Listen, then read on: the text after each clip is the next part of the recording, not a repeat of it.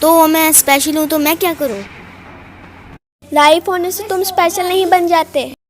او please تم کیا نہ کہ اگر تم سٹار فارمیشنز کی ریٹ کو ان سٹارز کے فریکشن سے ملٹیپلائی کرو جن پر پلانٹس ہو سکتے ہیں، اور پھر اگر تم اسے ان پلانٹس کے ساتھ ملٹیپلائی کرو جن پر لائف ہو سکتا ہے، تو ایک پلانٹ کا ایوریج لائف ٹائم ہوگا جوپیٹر.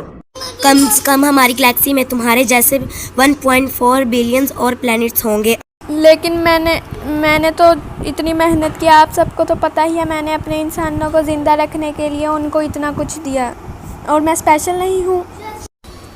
یہ یونیورس بہت ہی بڑا ہے، یہاں ایک جیسے دو تو ہوں گے ہی. سوری ارتھ.